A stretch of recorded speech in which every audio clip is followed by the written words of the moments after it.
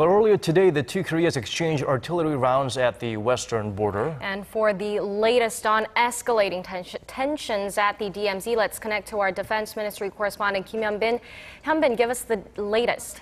Oh, well, Jay, it was 3:53 p.m. and 4:12 p.m. this afternoon when North Korea fired several artillery shells across the border targeting South Korea's propaganda loudspeakers right along the military demarcation line. Now, Seoul's defense ministry announced earlier Thursday that a shell firing was picked up on radar moving towards the southwestern front, but that there were no reports of damages.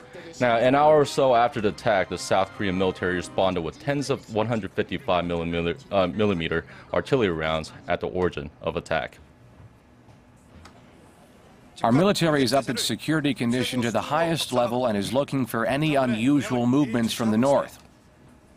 We will strongly counter any future provocation from the north.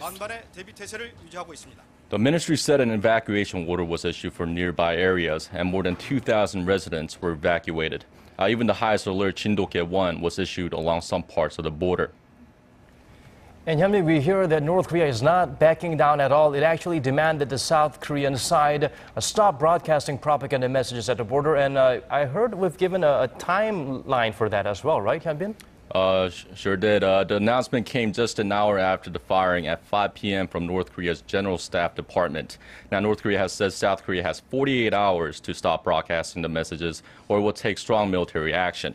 Now, in a separate letter, North Korea's ruling Workers' Party Secretary Kim Hyun urged the head of South Korea's National Security Office, Kim Hyun, to halt all propaganda broadcasts, calling the messages a declaration of war. The letter also said North Korea would make efforts to improve inter-Korean ties if the South shuts down the loudspeakers.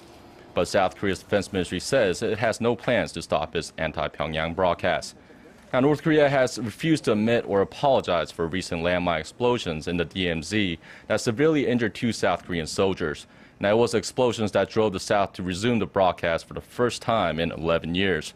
Now, since then, North Korea has demanded that the South tear down its loudspeakers or risk indiscriminate attacks as a consequence.